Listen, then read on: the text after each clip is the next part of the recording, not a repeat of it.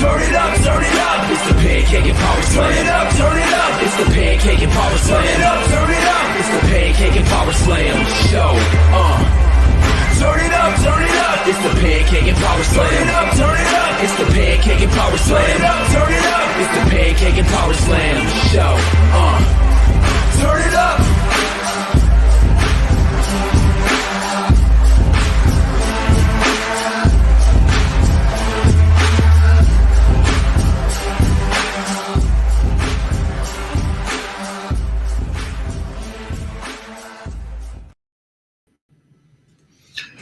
What's up, everybody? What's going on, PNP fam? Episode 640, yo. We got 640 today? 640, yo. Right. All right. All right, let's get this socials. Let's go. Let's get the sharing, y'all. Let's get the sharing, PNP Nation. Let's get the sharing, PNP Nation. Let's get the sharing, PNP Nation. Let's get the sharing, PNP Nation. Let's get the sharing, PNP Nation. Let's get the sharing, say PNP Nation. Hey. See if I can. Yeah.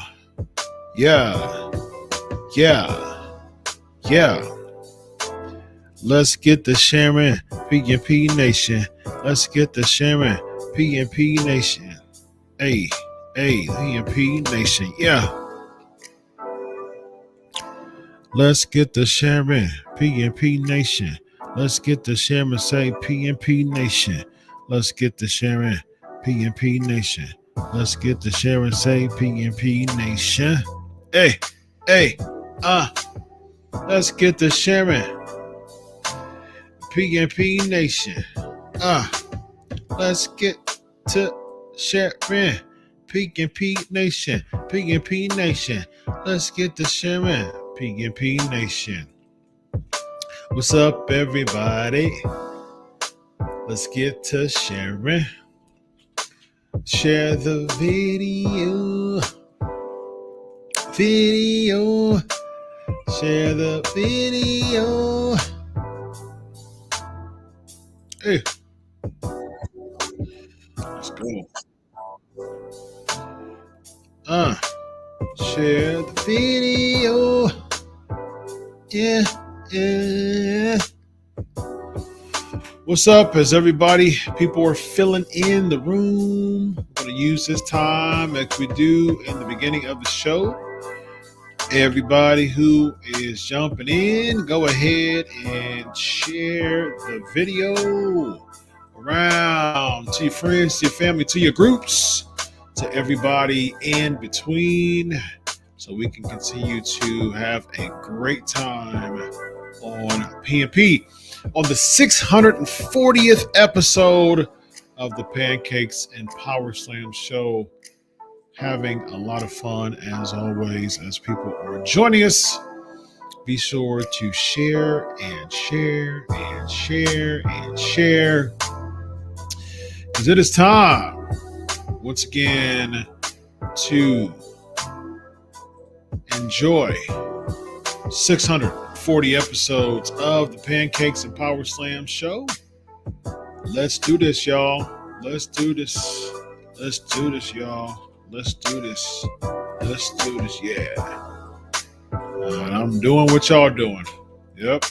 See, I'm sharing. I'm already seeing people jump on in. I'm already seeing people jump on in. So if you're here, share this video. And we're going to have a great time. We'll spend the first few minutes of each show sharing the video, having a great time. And yep, good stuff. I'm seeing people jump on and increase. What's up, everybody? All right. So this is what we are going to do for pancakes and power slams. All right, I'm going to do my spiel. I'm going to do my intro as far as just the topic.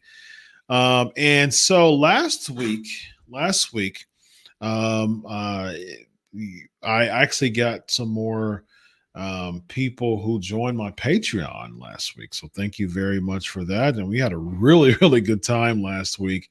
We had a full house in my Patreon. So for those who aren't Patreon members, it's less than $1 a week. We have a great time. We spent a long time just having a after party hangouts. And we had a fantastic time. It was lots of fun. And what I do for my patrons, I'll put everybody on the screen. So we all are on the screen. We all have a really good conversation about several different things. And yeah, man, it's really, really fun. And so less than $1 a week, you're showing your support by spending less than $1 a week on the Pancakes Power Slam show. And what do you get from that?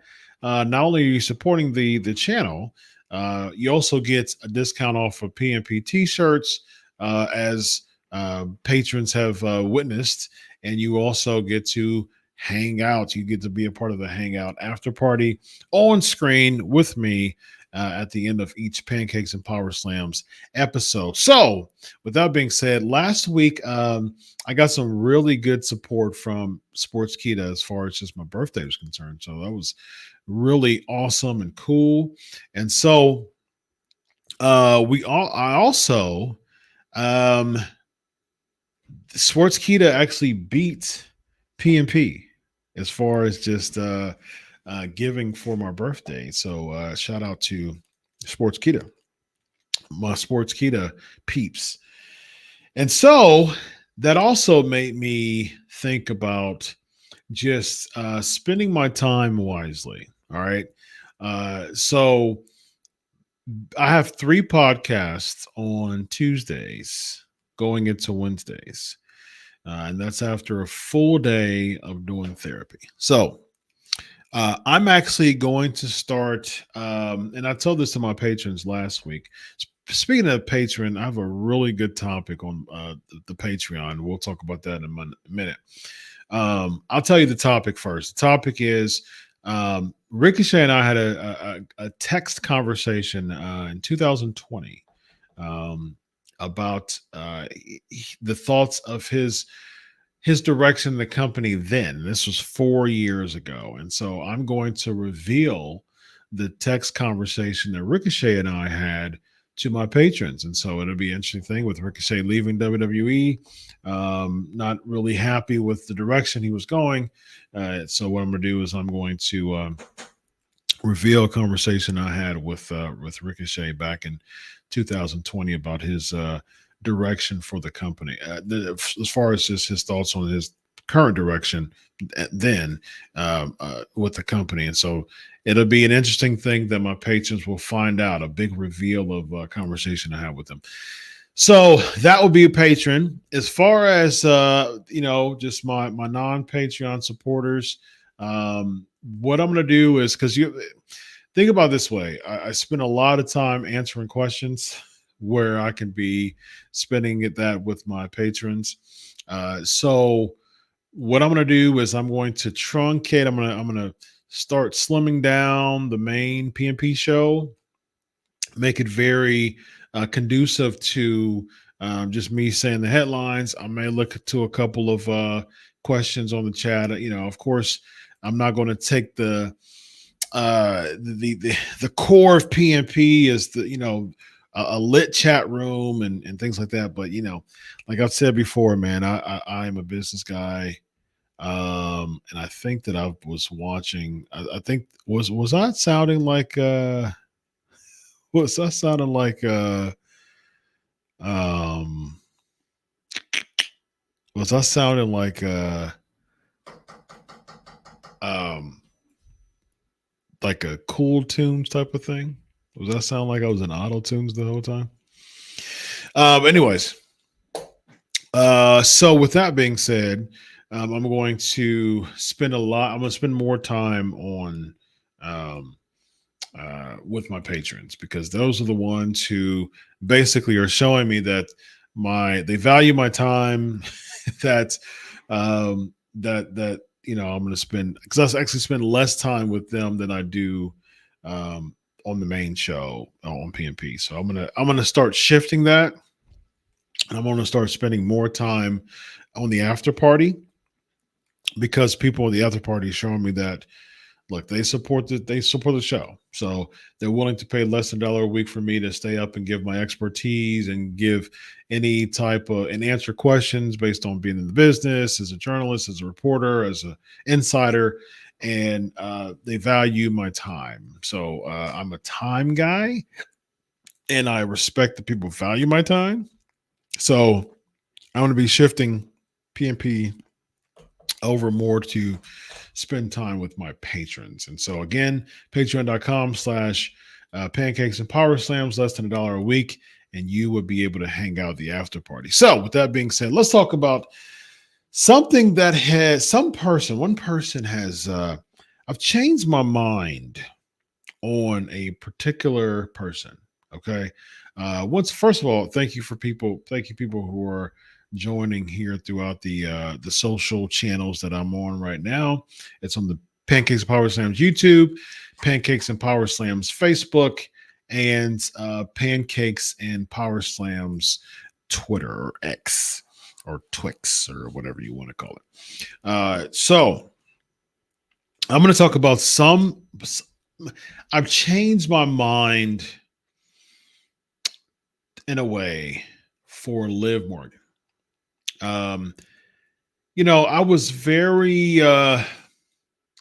apprehensive. I was very apprehensive of Liv Morgan's heel turn direction, but I usually say, let things cook, let it cook, let it cook, make it make sense, put some logic in it, let it cook. Now, here's the pro and the con. Okay, the pro is I'm liking Liv Morgan's character work. I'm liking what I'm seeing. I'm liking just the home wrecker type of gimmick that she's doing. I think that she's honing that in pretty well. Yes, it did. Yes, it is still a bit monotonous. Yeah, the story is getting dragged out too much. However, I'm not going to blame the story being dragged out to Liv Morgan. That's not this. I'm not going to conflate the two. Liv Morgan has nothing to do with the creative, people saying this is how I want the story to go. That's nothing to do with Liv Morgan. What has to do with Liv Morgan is the fact that how is she honing her character? How is her character during this story arc? And I like it. I think that Liv Morgan is doing a really good job. I think that Liv Morgan is really spending some time with really honing in her character, with really spending the time with really playing the heel. And again, man, Liv Morgan is very unlikable. Like she is a type of person right now who does not get cheered. That is good heel work. That's it right there. That's understanding the assignment, so to speak. That's the lingo that we use a lot when it comes to realizing or being privy or succeeding in a role of something, playing a role of something, or doing something successfully. She understands, or she understood the assignment. She did, and I'll give it to her. At first, it was a little meh, but the more the week started to progress, the more she really was playing that dastardly homewrecker, like that. She's playing that well, and I like it. I like what she's doing. Do I like the fact that it's the same thing every week in a sense, as far as just how they're booking it? No. Do I like the fact that they're dragging and stretching this out with Rhea Ripley, until the 11th hour, and then she comes back just a few minutes before Raw? Mind you, it's clear that they want to do Rhea versus Liv at SummerSlam. SummerSlam is only a couple of weeks away. It's 2.5 weeks away. or 3.5. No, yeah, 3.5 weeks away. So 3.5 weeks away, or really, it was August 3rd or something like. Yeah, it's like 3 weeks away. So a little over 3 weeks away, and you're supposed to build up this big payoff match, and you've only got 3 weeks to do it. Yes, Rhea was injured. I get it. But she, from what I understood, she's been ready to rock for a little bit now, a few weeks. You needed to capitalize on this as much as possible as far as time is concerned. And I'm also not a fan of the fact that the world championship is feeling obsolete. Like Liv's character work is good, but at the same time, she's the women's world champion, and she's defended it against Zelina Vega in a rematch against Becky Lynch. Am I understand? I mean, am I correct on that? She's defended it twice on television. I think she's only defended it twice on television since she's won it. Zelina Vega on a Raw, Becky Lynch on a Raw, and she won it. She won it in Saudi, right? In May. That was 2 months ago. Let me see if my trivia is correct here. All right, she won it. Yes, she won it May the 25th on King and Queen of the Ring. That was 6 weeks ago. And she beat Becky Lynch again on the following Raw. That was May the 27th. She beat Zelina Vega on July the 1st. So I was correct. She's defended it twice in 6 weeks. So for some odd reason, like you're supposed to like this, she's the champ. She's champ at this point. And which goes to show defending it twice in a 6-week period, it goes to show that the concentration is not the title right now. The concentration is the angle between Liv and Dom, which I like Liv's character work with that.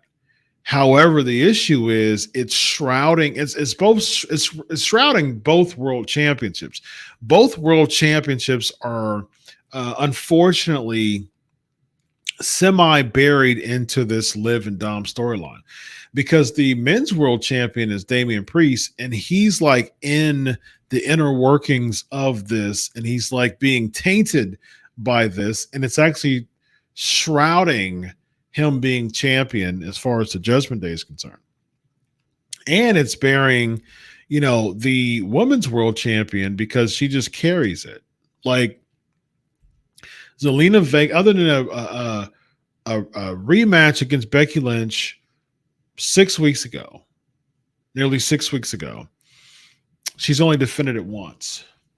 So that just goes to show that you shouldn't be spending all that time with this storyline and forgetting the world title, because it's making the world title look less than this storyline is concerned. So not a big fan of that. I think they need to do a better job with that. Although, does it mean that she's do you call it a transitional champion? Perhaps.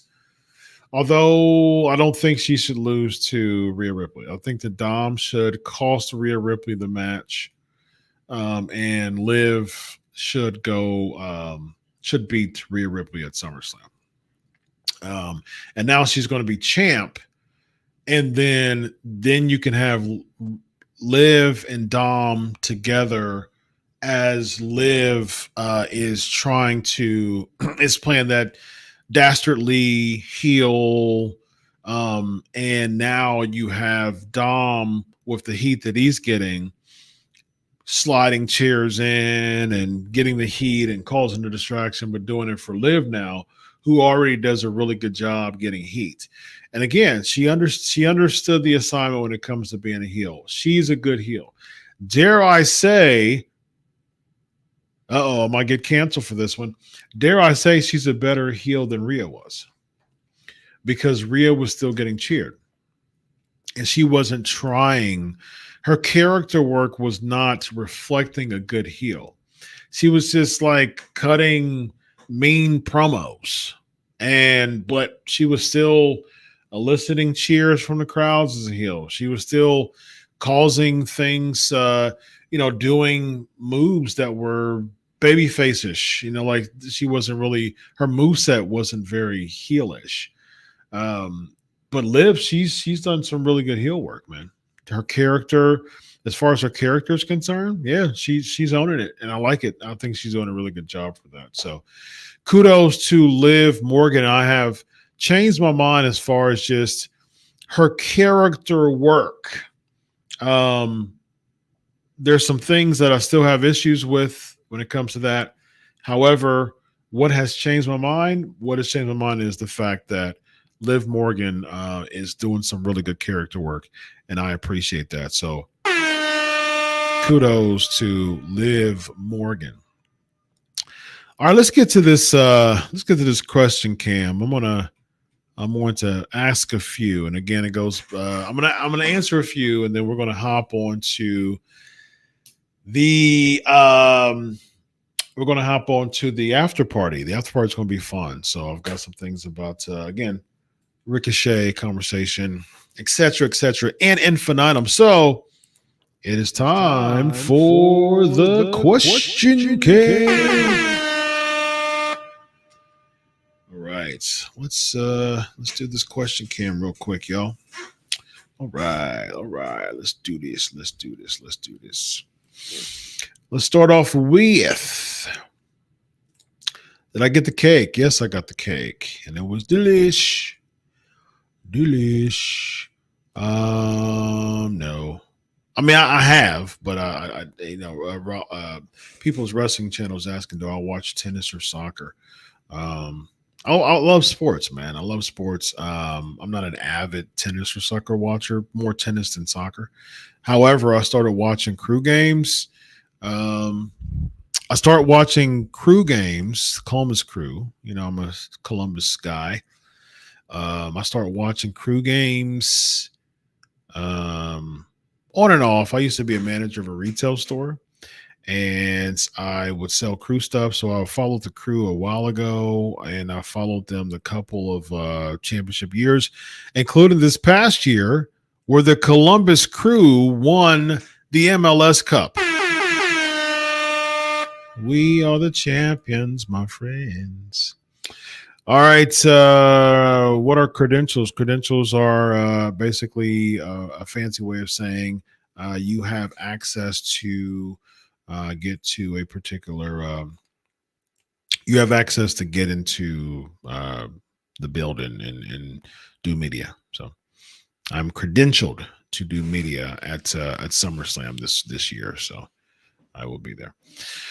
The Rascals were on NXT. I saw that on the socials. I saw a picture of that. Cedric Alexander and Ashanti are now in NXT. Okay. Yeah, I mean, NXT, a place to go where you have creative has nothing for you, brother. Thoughts on rumor SummerSlam card? We can talk about that. On the after party. I mean, it is what it is, man. I'll be there. So hopefully it's a barn burner.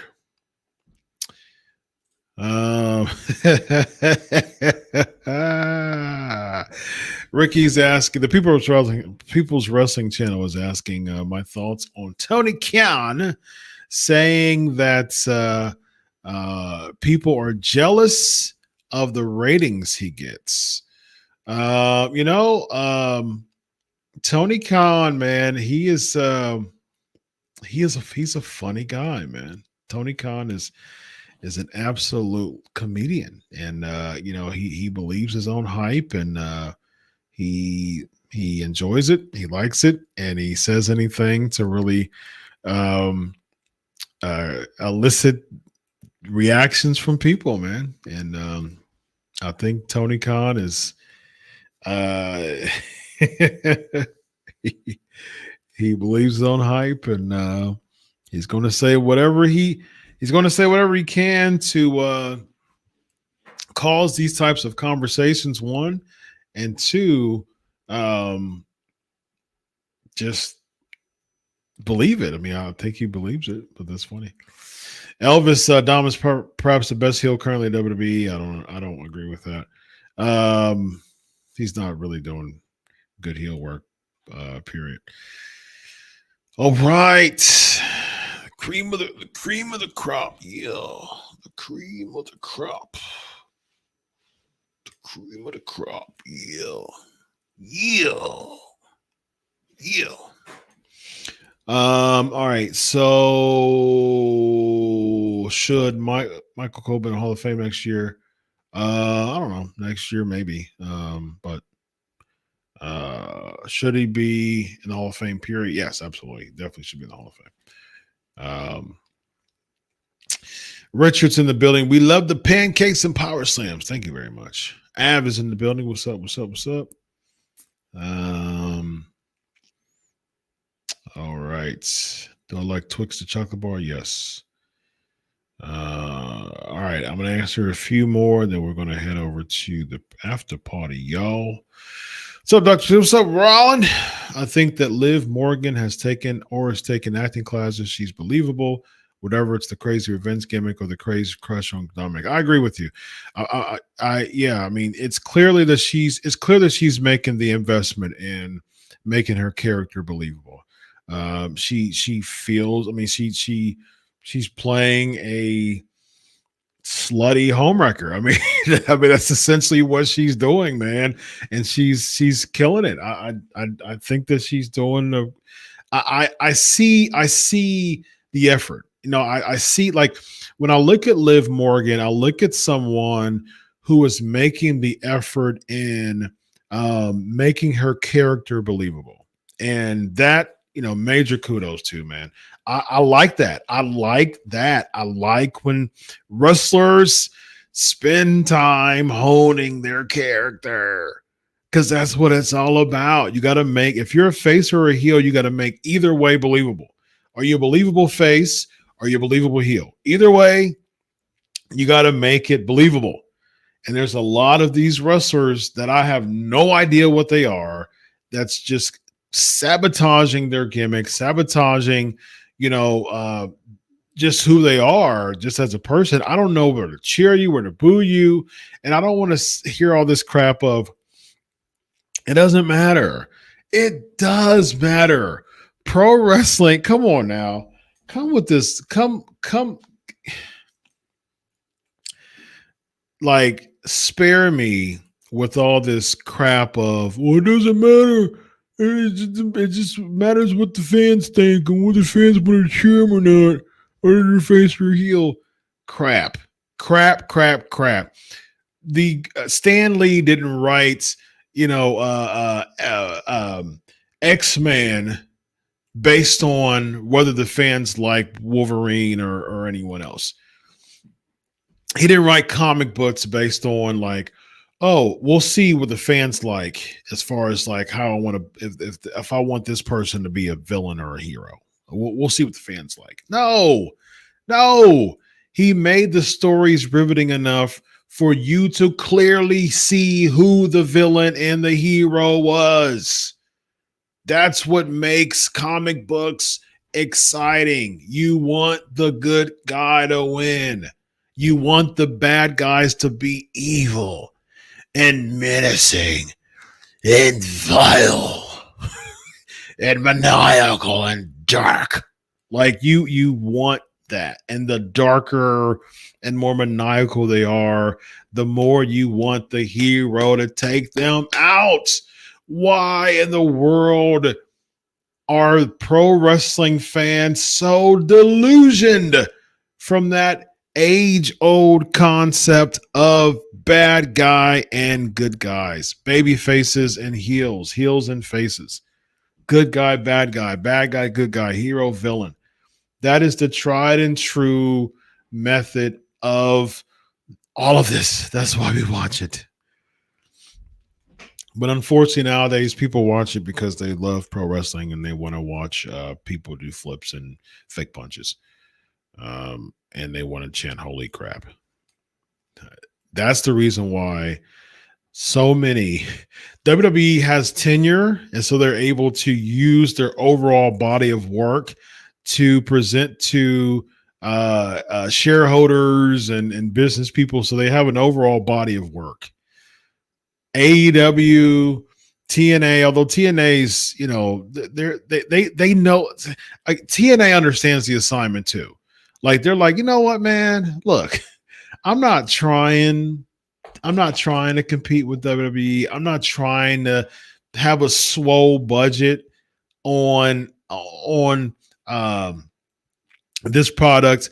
I want to make TNA an alternative product. I want to have 4,000 seaters because it looks really good on camera. If I get a 4,000 seat venue and it's filled to the brim, it looks fantastic on camera, and it makes it must see. It doesn't make it must see for an AEW event if, like CM Punk's jab, there's not people on the other side of the hard cam. Like, it's a ghost town on the other side of the hard camera. So it doesn't make it must see. What else? You know what else makes things must see? When there's a good story. And there's a good story when people understand their assignments of being a babyface and a heel. Liv Morgan, she understands her assignment. Zubair, you mentioned you did amateur wrestling. How was that? Was an amateur wrestler too? Nice. It was fun. It was fun, man. The bear crawls, wasn't a big fan. That was one of the hardest things that I did when I amateur wrestled. But I could take down. I had a mean takedown, and I was ferocious. And if my back issues did not get as bad as they were, I would have highly considered doing collegiate wrestling. I did mostly my amateur wrestling as growing up as a not a little child, but I was a child. I was a kid, but I wasn't a child or an adult. I was like in the middle. Is when I was wrestling, and I was doing some training too. And I trained MMA too, and I was actually something else that I was considering highly doing because I was training in it. And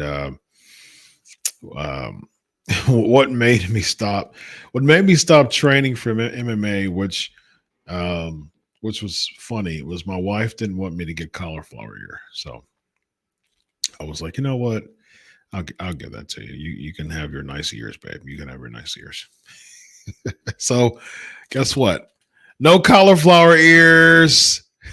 So it worked out. It worked out good for me. So, all right. So let's see who else. I'm gonna address someone.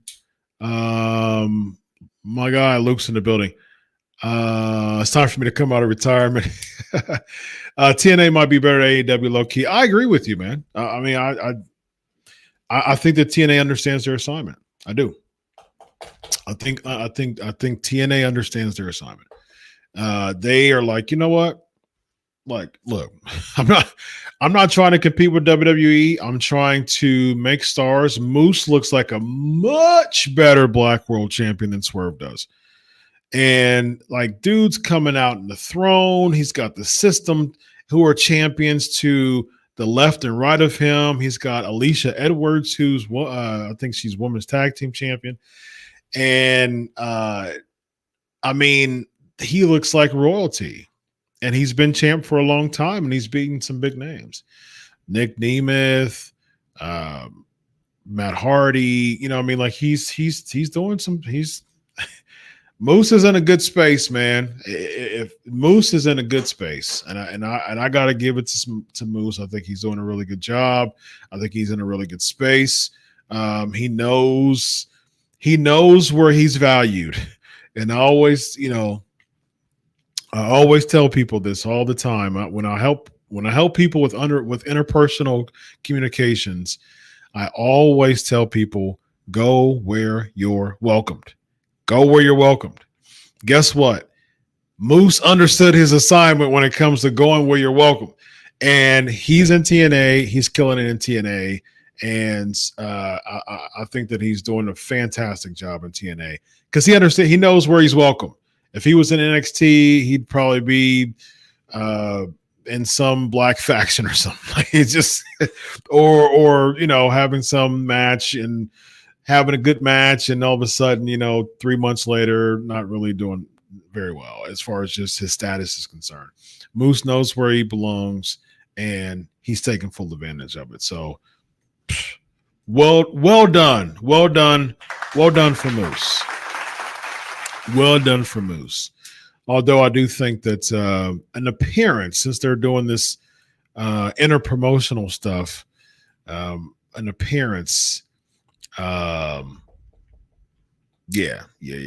think his interpromotional stuff is I like the interpromotional stuff with NXT. That's causing it to have some interest. What else we got? I'm gonna tackle some people who's supportive. But I'm gonna head over to the Patreon here in a minute. I'm really sure I get some people. At least once who are supportive here. Travis is in the building. What's up, my man? Kudos to Travis Wakeman. Travis Wakeman and I were co-workers at a point in time. We both were feature columnists at the Bleacher Report back in, what year was that, Travis? Had to be probably, oh my gosh, man. We were grinding. Oh, what year was that, Travis? That had to be around 2012, 13, around there. Yeah, it had to be around that time. Yeah, around 12, 13. So about 12, 13 years ago. Bleacher Report days. So yeah, kudos to Travis. How do you feel about this WWE TNA deal, and do you think it could lead to WWE purchasing TNA? Shawn Michaels is at the helm, man. I think it's creative. I think it's very creative by him. As far as WWE purchasing TNA, if I was TNA, I wouldn't allow that to happen because that would give WWE full reign. Anthem owns TNA. Anthem is an incredibly lucrative company in Canada. I mean, what's Anthem's net worth? Let's see, Anthem Entertainment net worth. It's pretty high. It's pretty high. Anthem Sports and Entertainment net worth is let's see. Oh, so it was just a buyout. Let's see. As of a month ago, as of June 13th, 2024, less than a month ago, Asper's Cygnus Corporation majority owned Anthem Sports and Entertainment, while Fight Holdings Inc. held the remaining ownership stake. Very nice. Very nice. And Mike Ferrara is the owner of that. About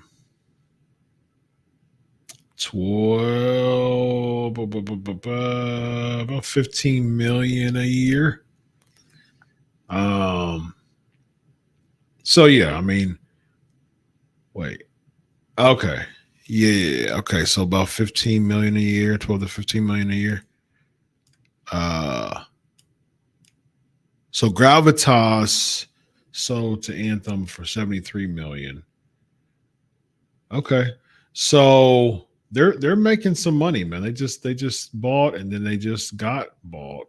It seems like so they are they're making some strides as far as money is concerned. So as far as I know, they still own TNA. Um, invested, yeah. So 16, yeah, yep.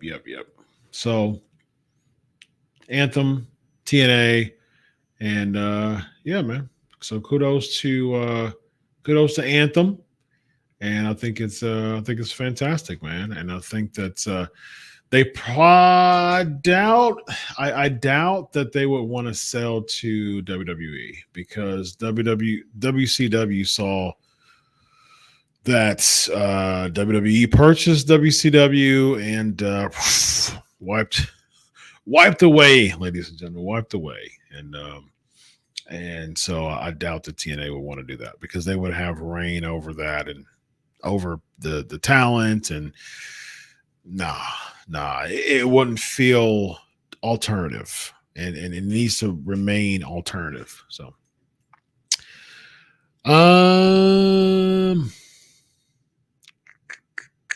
let's see. Look at them gains, Doc. Those haters need to take. See,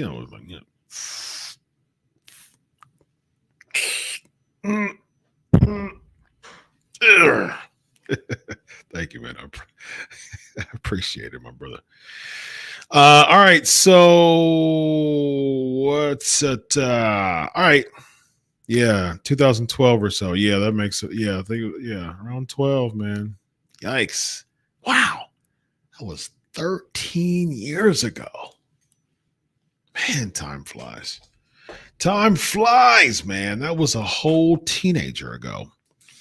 All right, y'all. We're going to get up out of here, man. Patreon.com/pancakes and power slams. As always, great time, y'all. Great time. Lots of fun as always, man. Patreon.com/pancakes and power slams. Less than $1 a week. Less than $1 a week, and I'm going to have a lot of fun with my Patreons. We're going to, like I said, I'm going to reveal a conversation I had with Ricochet back in 2020 as far as how he felt about his direction with the company. So it's going to be interesting and only something that my patrons can know about. Ladies and gentlemen, patreon.com/pancakes and power slams. You be there. I will see you there. Until then, enjoy your week of wrestling. God bless. And always remember, I do it for you. Have a good night, everybody. Have a good night, everybody. Have a good night, everybody. Let me make sure I got this. Let me make sure. Okay, there we go. There we go. All right, here we go. Cool beans. I was making sure that I got to play my my outro stuff. There we go. Boom. Cool. All right, y'all. Pancakes and Power Slams. Patreon.com/pancakes and power slams. I will see you there. Have a good night, buddy. So long.